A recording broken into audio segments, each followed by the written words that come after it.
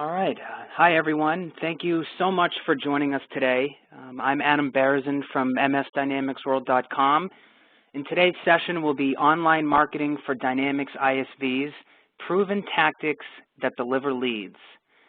This is the first session in a three-part series developed by MSDynamicsWorld.com that will focus on marketing strategies and best practices specifically for Dynamics ISVs. Today's presenters are Marilou Barsam, who is an independent consultant, author, and former SVP of Marketing and Client Services for TechTarget, and Heather Robinson, who's the Partner Marketing Director at Scribe Software, which is one of the largest Dynamics CRM-focused ISVs in the world. So as we get started, I just want to add that we welcome your questions and comments throughout the presentation. We recommend using the chat and Q&A blocks that you'll see on the right side of the screen, and our presenters will answer them at the end of the session. We will also be recording this presentation, and we will notify all of you when it becomes available on demand. So without further delay, please allow me to welcome today's first speaker, Marilou Barsam. Thank you, Adam, and hello, everyone. And again, welcome to part one of our series. As Adam mentioned, today we're going to be focusing in on proven practices and tactics that will help you deliver high-quality leads for your sales pipeline. So from trial and error and working with hundreds of clients and staging lots of online campaigns, it's become obvious to me that there are a lot of benefits to running an online marketing campaign. But there really are three essentials to really optimize your efforts.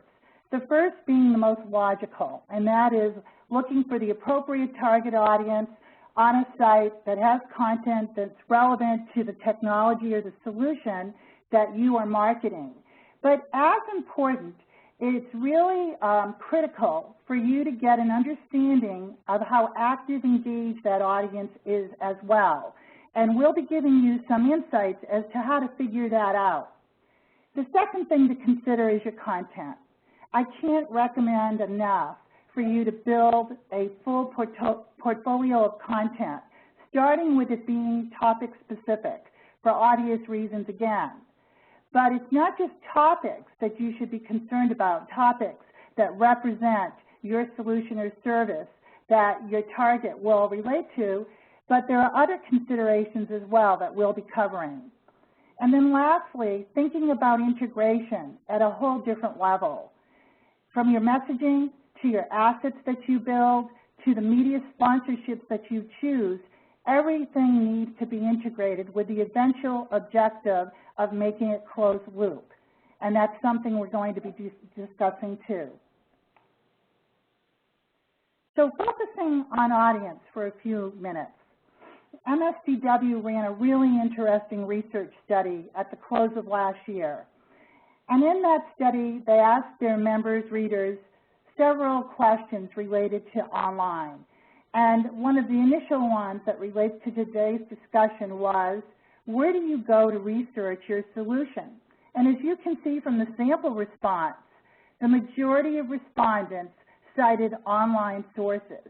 And even more specifically, ranking number one was viewing content, the type of content that you as advertisers produce and want them to peruse, white papers, case studies, webcasts.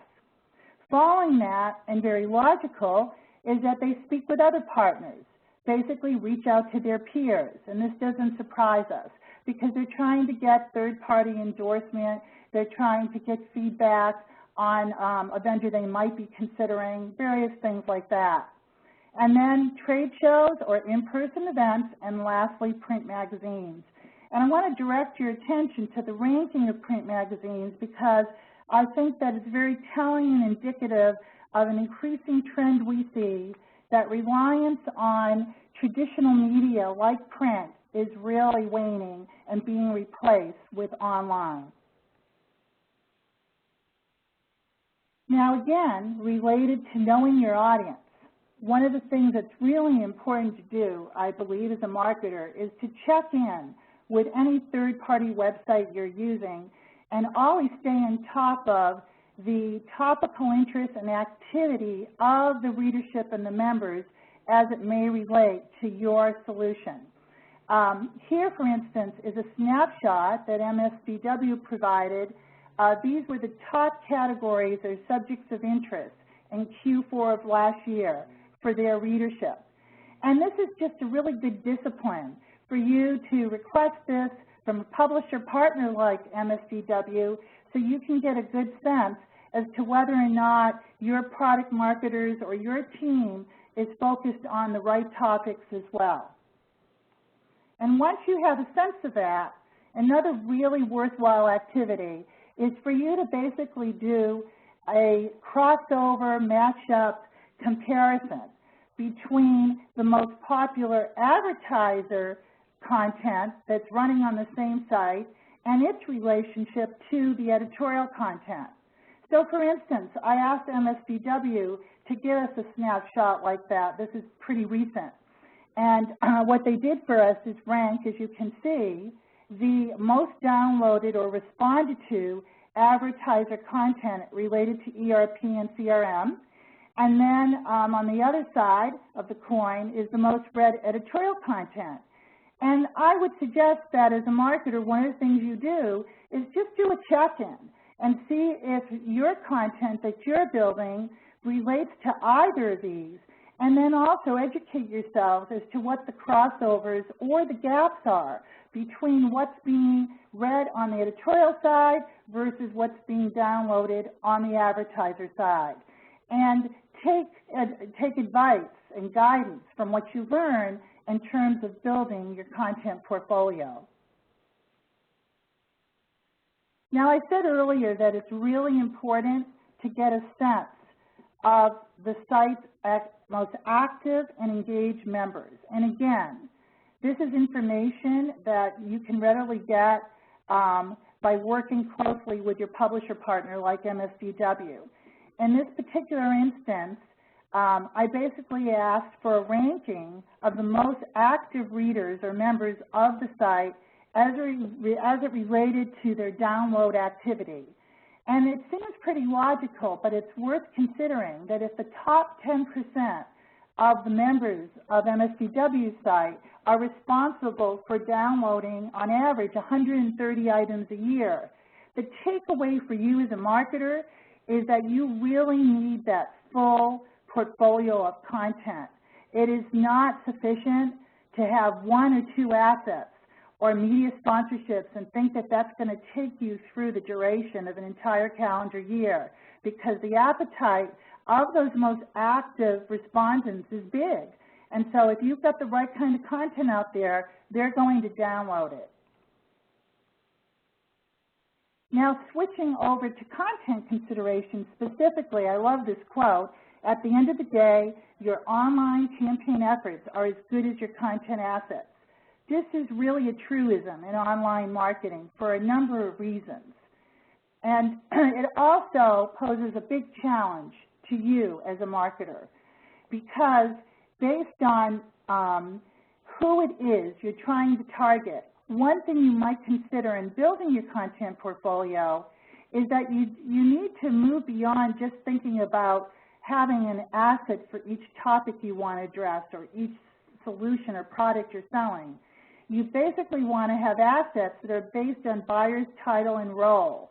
And yes, what I mean is customizing your content so that you match up with the titles, interests, and roles of your target audience, because the benefits you want to speak to relating to the same product are very different when articulated to a systems admin person versus someone in management versus a business executive versus someone on the development side.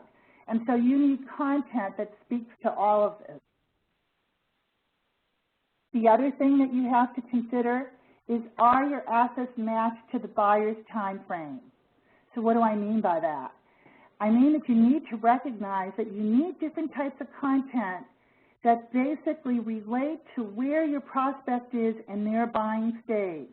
What we as marketers consider as early, consideration, or decision-making stage, because as many of you may realize, the type of content you put out there basically should change.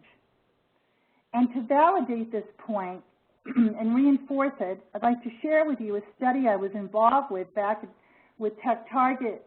We did this study in concert with Google, who had a lot of the same interests, and basically finding out how IT pros search online during their purchase process, and what kinds of exercises do they go through, what kind of content or sources are they interested in based on where they are. And probably the most insightful learning that came out of this study is that IT buyers consume online media and information sources throughout their entire buying process, but they do have very specific biases and preferences for content based on the stage they're in.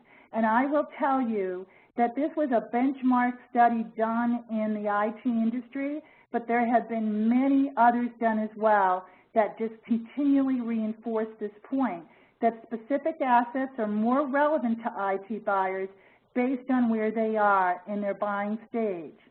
So as you can see here, we basically are visualizing correlation.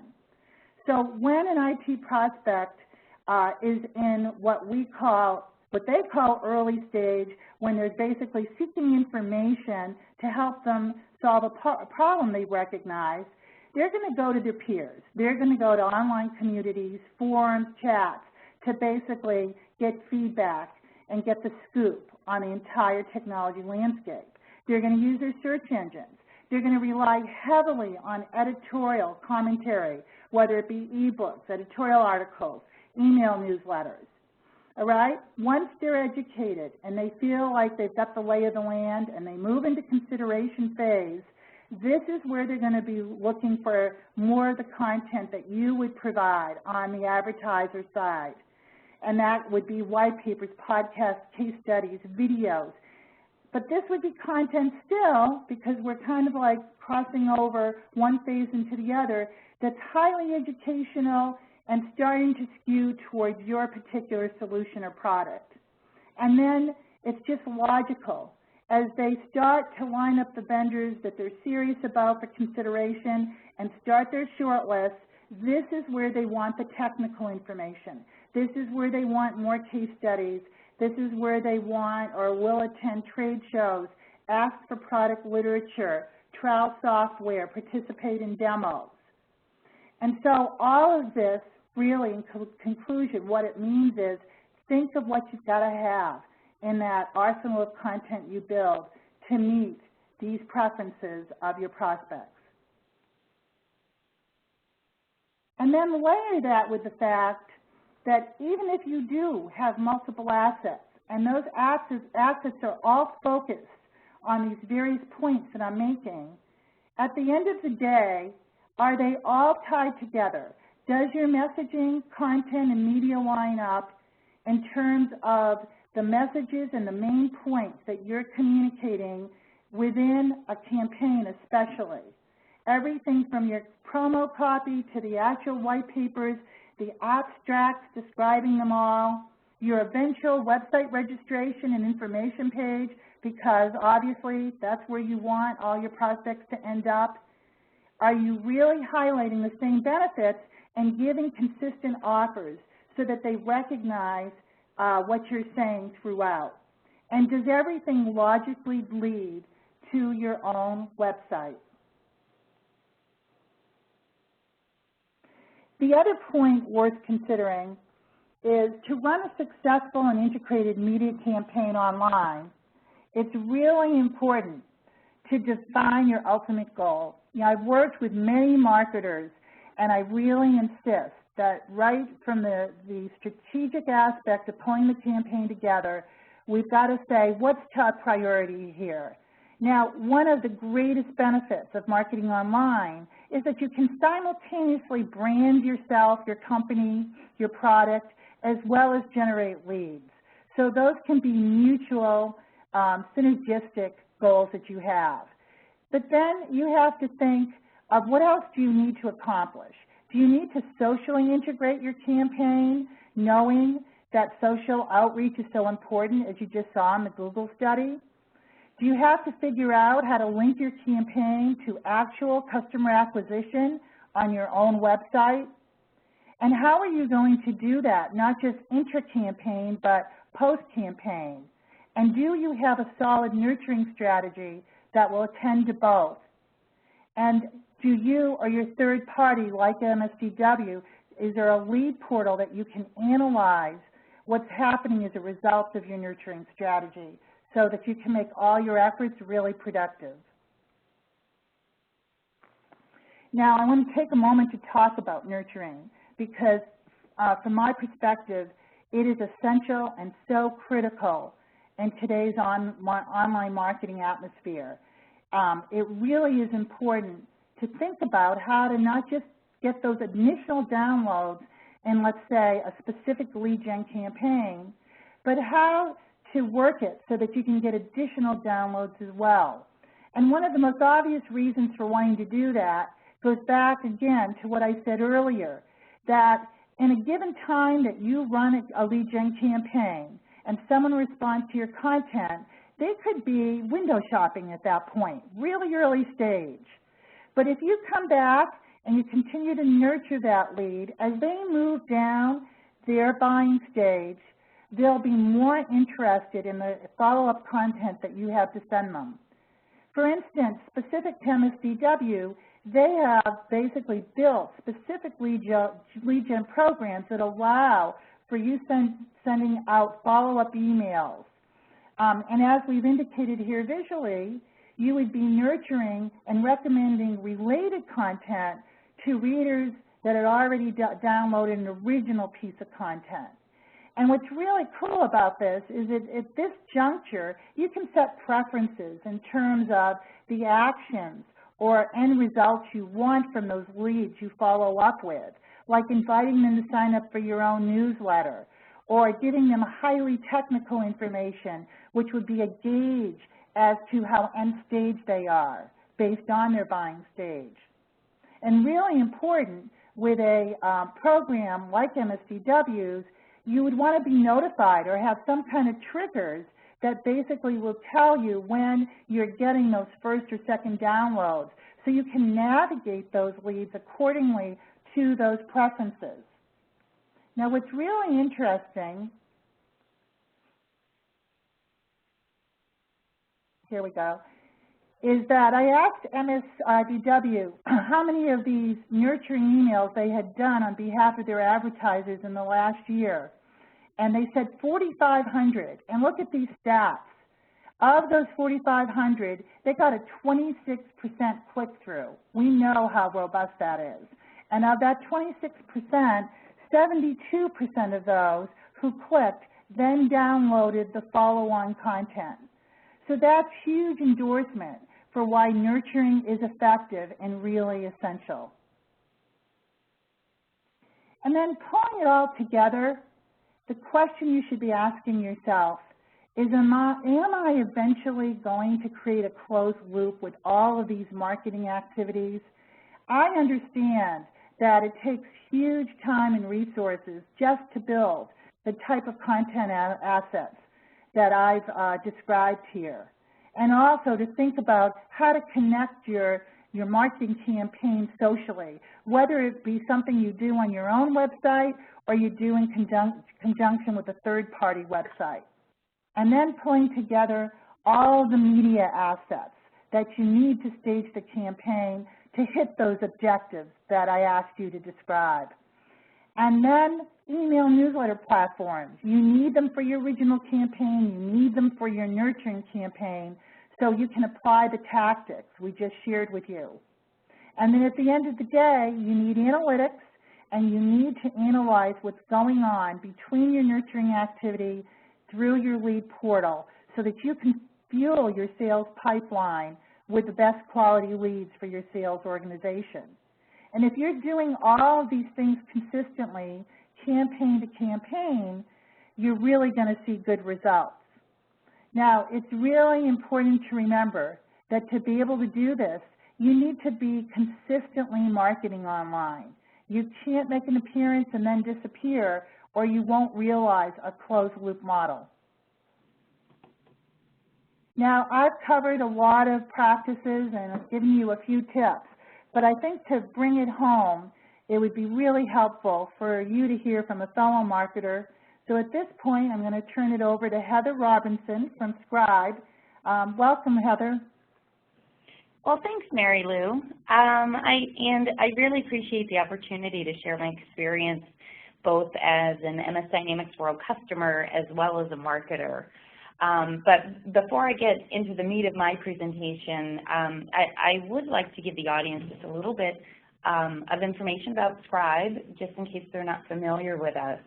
We're the leader in Microsoft Dynamics data integration with over 12,000 customers and 1,200 partners, covering pretty much every geographic region out there. And we're really focused on how companies can leverage customer data across their business applications, like CRM and ERP, e-commerce, in order to increase revenue and provide superior customer service to their customers. So we have online and on-premise solutions, and pretty much every company in the world that needs better customer data to interact in a more effective way is either a current or a potential Scribe customer. So that's it for the Scribe spiel. So I'd like to just share a little bit about why we participate in my MS Dynamics World campaigns. And I use the MSDW to generate leads and awareness with two different audiences. I've got end user customers and prospects who are using Dynamics products, as well as reselling partners who sell and implement Dynamics products at those customers. So although I just mentioned that we have over 12,000 customers and 1,200 partners, our business is really growing rapidly, and one of my jobs is to keep our sales team busy with new prospects and new partner prospects, and luckily I get many of those from marketing activities with MSDW. So this slide gives a bit of a visual about an integrated campaign that we've done with MS Dynamics World. So as Marilou referenced on slide 11, specific aspects work better based on where the prospect or the buyer is in their own buying timeline. And a part of doing this is to be able to offer assets in different ways that are easy for the reader to consume. So for example, we offer white paper assets posted on our MS Dynamics World company profile, but we also do hyper-targeted banner ads on specific tabs on their site that are targeted to specific products. We also have participated in their e-newsletter sponsorships to generate downloads of those papers, as well as having this layered with a sponsored webcast series for additional branding and awareness, and that also drives many acquisition leads. So I use multiple assets to speak to different people at different stages, and therefore the content needs to speak to them. So choosing the right audience. In my research, looking at the leads that I've received over the years from MSDW, I consistently have 40 to 60% net new leads. And what that means to me is that I'm not getting 90% net new leads, which may be telling me that if I was, that this may not be the right audience. So for me, about half of my leads I may already have, which is actually confirming to me that this is the right audience. But also, it doesn't go down from one year to the next to the next. It is consistently 40 to 60% net new leads, which means that if MSDW is always bringing in a new audience and new subscribers, which in turn means that I always have new leads coming to me.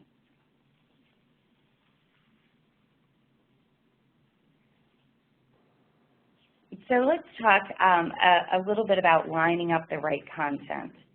So how do the content that we're focused on with MSDW is Dynamics CRM, AX, NAV, GP, and what I really need to do is always make sure that I'm using the right assets at the right time for the right audience.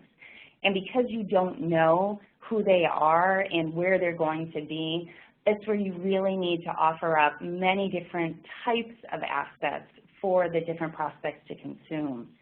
And how do I get all these assets? Well, honestly, it's really pretty impossible for you to create them all yourself as a marketer. So we write our white papers, our blogs, our technical briefs, but we might outsource some of our reports, and we sponsor editorial content with MS Dynamics World. And I may very well outsource graphics in order to create the banner ads that I use on their site. And I also may outsource to get some assistance with writing our case assets like case studies.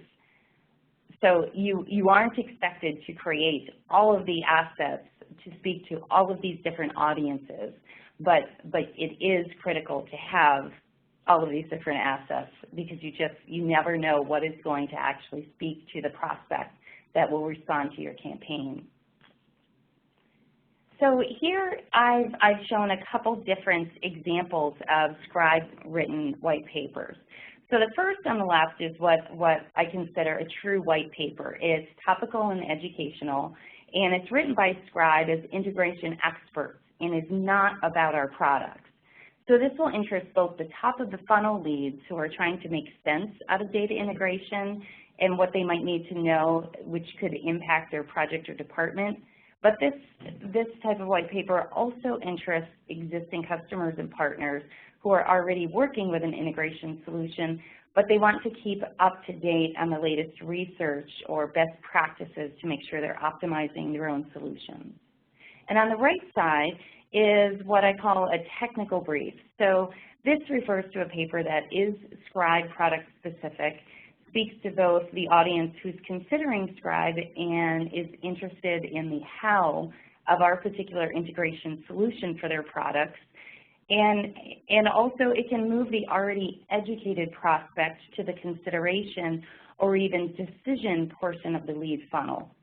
So it will interest the more technical folks at our existing customers and partners who are looking for a little bit more detail on what our solution does, specifics on how the mappings work between two dynamic products, and is easy to consume to look under the covers, so to speak. So integration really provides, pulling together an integrated campaign really provides different types of media to the prospects through these different assets. So they can consume how and when and where they are able to consume it. So sometimes you see a lead download more than one media type, and that's a really good thing. You may see that they're planning on watching a product webinar while they're at work, but yeah, they also are downloading your white paper on a topical interest or a product-specific interest. And what MSDW offers me is the ability to use our own content, offer it up to audiences in multiple ways to consume it, and to have these programs also packaged in a turnkey format. So it's easy for me to have multiple programs hitting prospects and served up to me as they have interest in our products, as well as being able to see all of the activities that they take on MSDW with all of our different content that we're sponsoring with them. So now I'd like to give you a more complete picture of how all this comes together with an activity trail of one of our customers. So sometimes new marketers or those who are tasked perhaps at a smaller company at both executing marketing and sales can be a bit impatient, and maybe once they have a sale or have completed one marketing program, they may not have the patience nor the bandwidth to continue engaging with that prospect or the new customer.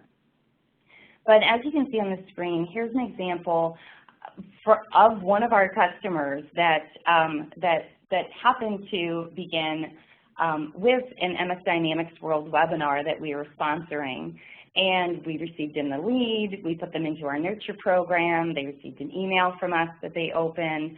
They then attended another MS Dynamics World webinar that we sponsored, and we ended up with a product sale. So certainly in this slide, I don't have all the many touches that our sales team was doing during the nurturing, but it's important to note that the story doesn't end right there. I also, during this time, was running banner ads on MS Dynamics World, and we continued to touch them with Scribe Nurture campaigns. They attended a couple of our webinars. They downloaded a white paper through an MS Dynamics World white paper push, and then they also stopped by our booth at an event actually at Microsoft Convergence. And we ended up getting another product sale, and even after that second product sale, they're still active with us and active with MS Dynamics World. So this isn't the complete picture of that lead. I stopped it after about 4 months of activity. So I want to, on this slide, I want to talk just for a minute about best practices. So to really engage a lead, you can't run just one program. I think as marketers, we all know that it takes 7 to 10 touches to really engage a lead, showing that it takes time to nurture a lead, but you also need to make sure that all those touches aren't the same. You don't want to only hit them with an email over and over and over with a webinar invitation, for example. So just think about yourself on any given day. Maybe you've had time to read an email about a webinar that piques your interest. You go ahead and you register for it. But the very same time the following week, you may be buried in meetings and never have a chance to read those webinars that us marketers have spent hours crafting with catchy subject lines and compelling content. But you're busy in meetings and you're missing those emails. But then you may be tasked to go and do a bit of research. So you visit MS Dynamics World, maybe you see a banner ad and, oh, well, there's a white paper that's actually of interest to you to help you do your job better. So really, you have to think about it. Your customers and prospects are just like you. You need to get the right message to them in the right way to get and keep them as customers. Meaning a one-shot marketing campaign is not going to get you the pipeline results that you're most likely hoping for. It may fill the top of the funnel, but you need to be sure you're moving that lead through the funnel, through the sale, and then beyond. So this lead interacted with MSDW activities as well as our Scribe Nurture campaigns and activities like webinars, and ended up resulting in multiple sales. And you can see they have continued interest in topics around data integration and the Dynamics products. So what this really comes down to is return on investment. And with the information that I'm provided with the leads that I get from the MS Dynamics World, the prospects are self-selecting details about themselves. So I'm able to see what products they're interested in, but I'm also able to see how they've interacted with us, which allows me to provide my sales team with insight into the lead and allows them to make their sales calls be more value and have more targeted information. So my research over the last couple of years, over a 2-year period rather, of continued investments, I've had a 30-to-1 ROI on influenced opportunities. And what I mean is if I invested, say, $10,000, what I can show in my CRM system is that there are over $300,000 worth of opportunities that were influenced by MS Dynamics World campaigns. So whether they started with an MS Dynamics World lead or they started elsewhere, every single one of the leads that contributed to that $300,000 in opportunities all were touched at least once through one of the MS Dynamics World campaigns. Again, so Marilou, this just makes it obvious to me that whether it started there on the site or whether it started elsewhere, there's always an intersection with MS Dynamics World, and they're always present, which validates to me that it's really the right site to advertise that, and using the multiple campaigns that are available to us as marketers, it's targeting the right audience, and I'm getting the results that quite honestly I'm paid to get. Well, Heather, thank you very much for that narrative. I think, everyone, it becomes really obvious, relating back to some of the best practice tips that I covered, that Heather is really putting those into motion. And especially going back to her activity trail of the lead, the word that comes to mind for me is persistence. How persistent she is in her marketing efforts to get the varied content out there. And what becomes very obvious, and I've seen this in many scenarios, is that an initially engaged lead, in her case, one that actually bought a product, comes back again and again, as long as you continue to entice them with the right content and different opportunities, of course, for them to consider related to their own technology issues or problems.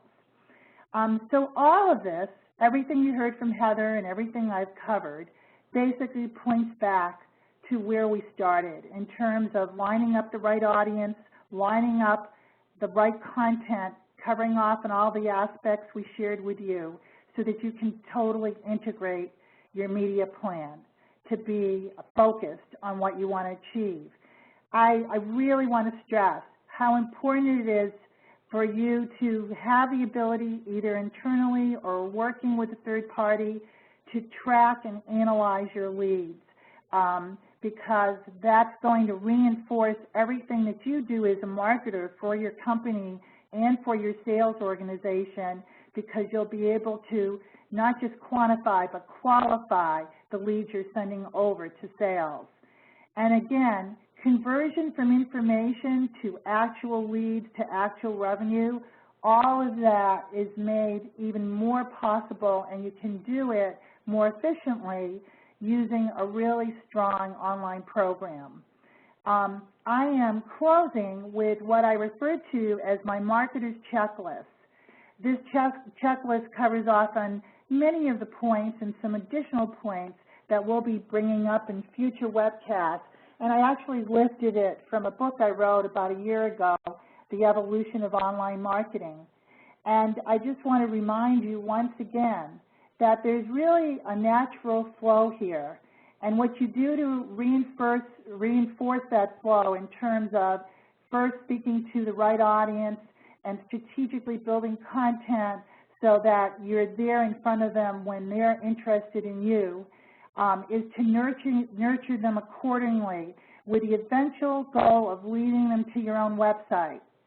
But please pay attention to the fact that with studies I've run and panels I've given with IT pros, I've heard repeatedly from them that lots of times advertisers entice them with their advertising campaigns and with their online content. But then when they go to your website to basically check out the very solution that they were attracted to in your original campaign, there's no material follow-up on the website that leads them down a logical path. So you have to make sure that you create that closed loop for the prospect that you're attracting and that you're nurturing. And there's many suggestions as how to do that. One of the ones that I would leave you with today is to have a dedicated page in your site environment where a prospect could actually chat with experts or do a Q&A with experts relating, again, back to the technology or the solution that you were advertising that got them there in the first place. And then really importantly, and I was glad to hear Heather bring it up as well, is that you've got to have a consistent presence. Just based on the fact alone that, as we said, all prospects are traveling through their individual journey, their own timeline.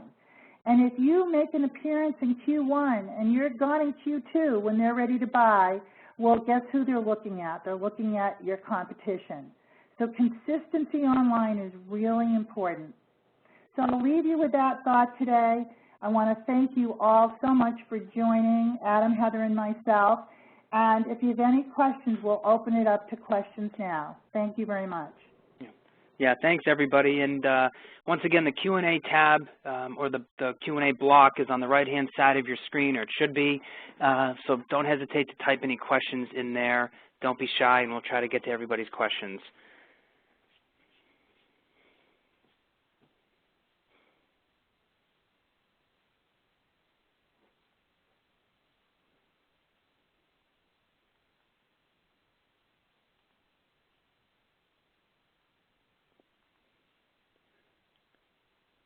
Somebody just asked, actually, if this session is recorded. Yes, session's being recorded, and it will be available on demand within the next few days. And we'll notify all of you about that as well. So, Adam, I see a question here. I'm being asked how I go about getting our white papers created, whether it's in-house or do I use outsource. And I know that I mentioned it kind of quickly in the beginning of my part of the session, but our white papers, again, those are kind of thought leadership content, and our white papers are mostly written in-house and honestly mostly by our founder, Peter Chase, but we do use some outside assistance, some outside writers when Peter's too busy to physically write the papers. They'll do an interview with him and then write them. Our technical briefs are all completely written by the Scribe in-house expert, typically our development team, product management, as well as Peter and others. And but we do use outside companies to help us create our reports. We have done a couple years worth of really in-depth survey reports that give us great content and stats to use throughout our marketing campaigns throughout the year. And items like case studies, I write them, but I also will use some outside freelancers to help me when I don't have enough time to do the interviews myself, or I may do the interviews, but I just need someone to package it up because I don't have the time to write it. So again, we use both in-house and outside assistance for the assets. Yeah. Heather, a question actually just came in for you. How do you reach partners? What's the most effective way? And then there's a second part of that question that I'll actually read after you answer the first part. Okay, sure.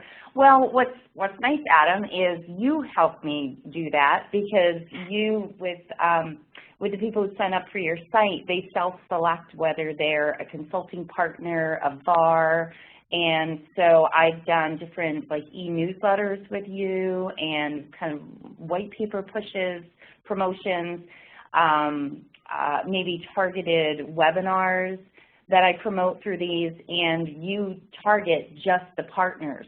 So end users are never even getting these invitations to the webinars or particular assets that I might be promoting that I think really speak more to the partner channel. Mm-hmm.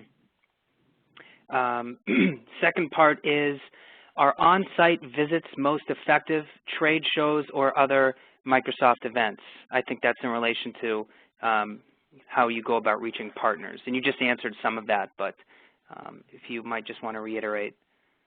Oh, sure. Yeah. So again, we do the majority of our marketing is online marketing. We do some events, but the events typically, like Convergence, are really customer events, and our partners are there. But honestly, for like events in particular, it is us being seen out there on sites like MS Dynamics World, through word of mouth, being published in articles elsewhere on online publications, having MS Dynamics World editorial content being fed up to the news services, that then partners typically at live events will come to us.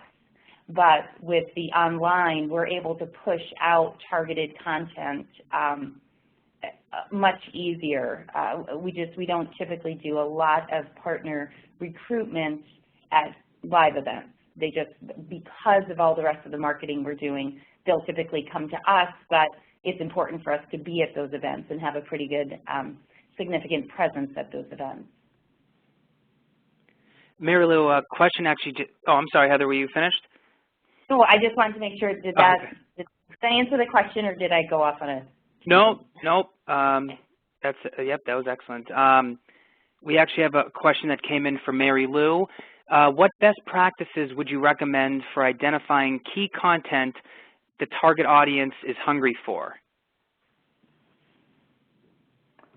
Well, there's a couple of things that you can do. Per that slide that I showed you, where we had a roll-up of the total content that MSDW's readership downloaded, and we were looking at quantity, you could also ask your publisher partner to basically give you an overview of the types of content that were most in demand or actually downloaded. And that's when you're working with a third party. On your own, I would say just run tests. A lot of marketing, as we know, is trial and error. So basically stage a campaign and offer different content and see what gets responded to the most, and use that to guide you for future preparation. And Adam, I see a couple of questions for me in my screen. I'll answer those. Okay, sure. They're similar. One is, how quickly should ISVs follow up with leads they get from MSDW? Or in other words, at what point do leads become stale? And that's a really interesting question.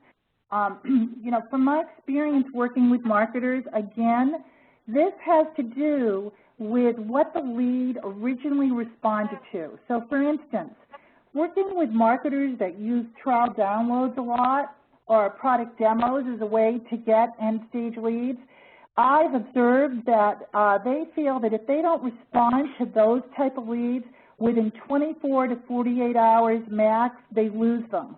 So they have to move incredibly quickly and nimbly when it's something that is at end stage. Versus if you've got a lead responding to an educational white paper, I've actually done panel discussions at conferences with IT readers, buyers, and asked them about this very thing. And they have said that they find it annoying if they download an educational piece of content and they get a call the next day or the same day, because isn't it clear that they're just educating themselves and they're not ready to talk to a company or a vendor yet. And what they would prefer is to be asked if they would like some additional content. Well, guess what? That plays in very nicely with what we've been discussing related to nurturing. So the response time for those leads in early stage, you've got more time to work the lead. And then I would say generally, if someone's responding to something that's more in consideration stage, so, a case study that you've published or a technical white paper, then you do want your sales organization to get on top of calling that lead or reaching out through email, and I wouldn't let more than 2 or 3 days go by. So it really, again, depends on what the lead is responding to. Adam, I have a question. Okay, sure. That comes to me as well. So the question is, how much of a priority should social media be for ISVs? So is Facebook, Twitter, et cetera, as important as LinkedIn engagement? So I can give a really interesting stat. This year, one of the people on our marketing team leads our social media marketing. And during Convergence, because she kind of set the rest of her day job aside and for a short period had focused quite a bit on Convergence and the social activity happening at Convergence and keeping an eye out for other ISVs we're partners with, our reselling partners' tweets, some of our customers, what Microsoft, what MSDW might be pushing out. We actually increased our Twitter followers by 800 just during the week of Convergence. And for our trials, for example, social has been really important to us for getting people to sign up for our free trials, as well as educational papers, like educational assets like white papers. Haven't had a lot of success necessarily with case studies. That would not be the right form if you're doing like Twitter cards, which are like Twitter ads. That's not really the right place for things like technical briefs that are product focused. So you do want to make sure that you're not just, you know, you don't have one asset and you're trying to do every single different kind of marketing touch with just that one asset. So social is extremely important. We don't really do a lot with Facebook, but Twitter, pushing out our videos. Actually, videos are huge for social interaction. But we also don't do all that much with LinkedIn right now either. And Heather, I just want to actually add to that. I think the biggest thing with really anybody trying to market themselves through social media is that you have to have something interesting to say. You have to give people a reason to follow you and to continue to follow you. You know, and you know, what I found just talking with a lot of ISVs as well is that, you know, many ISVs will go out there and really just try to pitch their products through Twitter or through LinkedIn, and it doesn't really work because a lot of the times people don't want to be sold to right off the bat. They want to be educated. So, you know, something that I always recommend to ISVs is that, and something, Heather, that seems like you're clearly doing, is that you want to push thought leadership focused assets. And you don't want to just push one asset. You want to create, whether it's blog posts, you know, linking to your own blog that talks about strategies and best practices for whatever the niche is that you focus on, you know, or if you're running an educational webcast, whatever it may be, you want to make sure that that it's interesting, and you know, probably about 90% of it you want to have be non-self-promotional. You know, it's okay to sort of do that mix, in my opinion, if you want to do sort of the 90%, you know, educational, and then, you know, sell yourself for the other 10% of your social communication.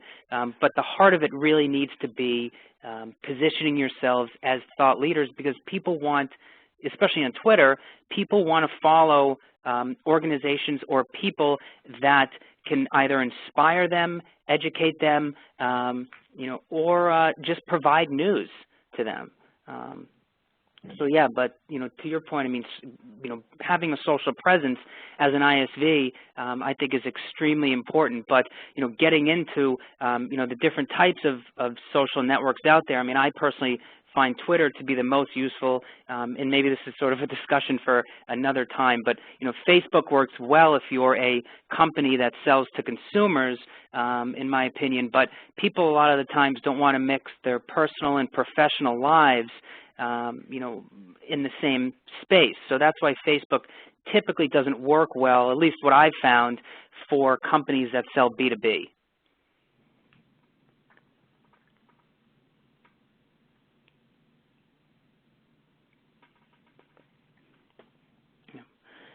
Do we have any more questions, Heather? Did you get another question that came in to you? Nope. Okay. Anybody has any further questions, please feel free to type them in. We'd love to hear from you.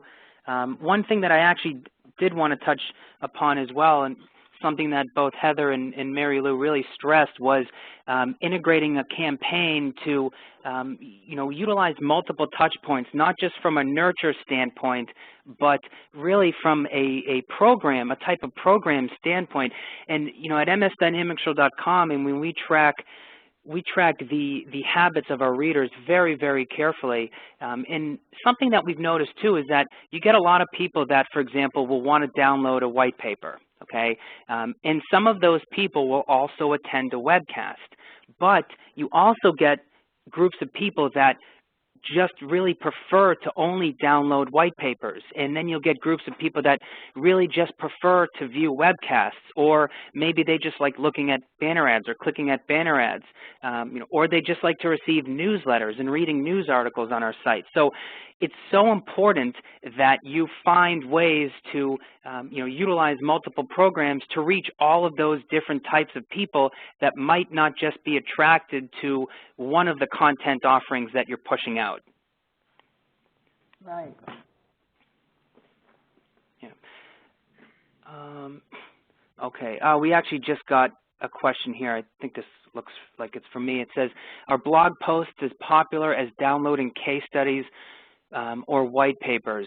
I would say yes. I mean, in terms of content that's downloaded on our site, white papers are by far the most popular just because of the fact that they are educational in nature and people can learn a lot from them. News articles, I mean, we have so many people that read our news articles that, I mean, in terms of just an actual content standpoint, if you want to compare all the different types of content, whether it's downloadable or non-downloadable, news articles definitely reign supreme. But regarding vendor content, content such as white papers, case studies, product brochures, white papers are definitely the leader in that respect. And Adam, if I could just make a note here, just as an ISV who has white papers and we have a great blog.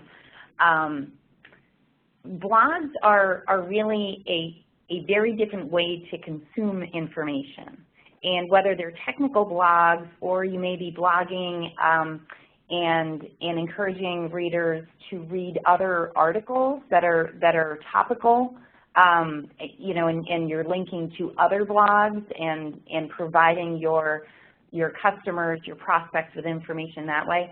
Blogs are also they're great for social. So we do a lot of our social, a lot of our Twitter around our blogs and blogs of other companies, industries, news outlets. So I would have a hard time saying which is better. Well, white papers can bring you more leads because people, more information about leads rather, because people will be willing to give you their name, their email address, their company for an 8-12-page white paper that is going to help them do their job better. But blog articles are critical to keep fresh information out there, to show that you're willing to serve up to people interesting information. It's not just a blog about a discount that your sales team is offering this month. So they're very different ways to consume very different types of information. Mm-hmm. Yeah, and my response to that too, Heather, is based on how you're using blogs, that's a great example of how you're staying innovative in terms of serving your market and your audience as a thought leader, a point that Adam brought up earlier.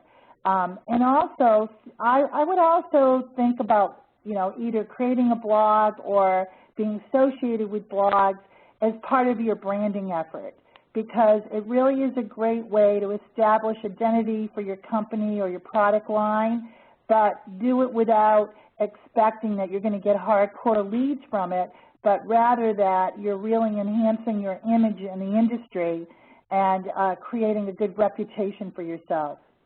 Mm-hmm. Yeah, and even to add to that, excuse me, Marilou, something that everybody should think about if they're trying to create blog posts or white papers or whatever it may be, and you're trying to position yourselves as thought leaders, is how are you positioning yourselves differently than your competitors?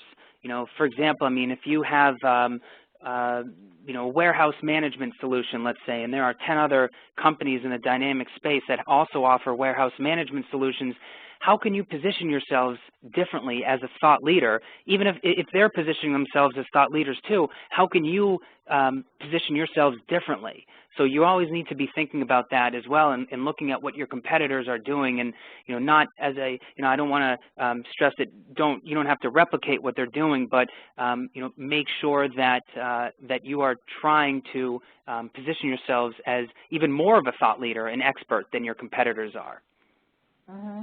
Yeah, that's a great point, Adam, and I totally agree. And you reminded me of something else that I've gotten feedback from IT audiences on, and that is that when they go to blogs and they frequent them or participate in them, lots of times what they're discussing has to do with problems that they're actually trying to solve.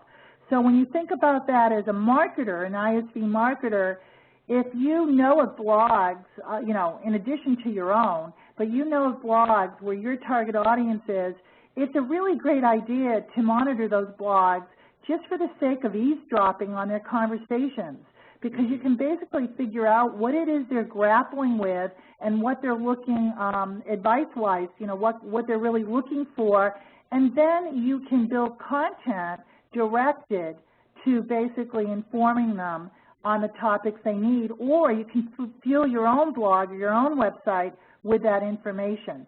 So being aware of what's going on in the blogging conversation world is really going to give you insights as a marketer. Mm-hmm. Yep, definitely. Okay. All right, well, it doesn't look like we have any further questions, but I really want to thank everybody for giving us your time today. I hope we were able to educate you. I understand that people are busy, and once again, we really appreciate you taking the time to join us today. If you have any questions that maybe you forgot to ask or didn't think of, there's my contact information. You can send me an email anytime. Feel free to contact Heather as well. Once again, we recorded the session, and we'll notify all of you when it's available on demand. All right, so thank you very much, and have a great rest of the week. Yeah, goodbye, everyone. Thank you. Thank you.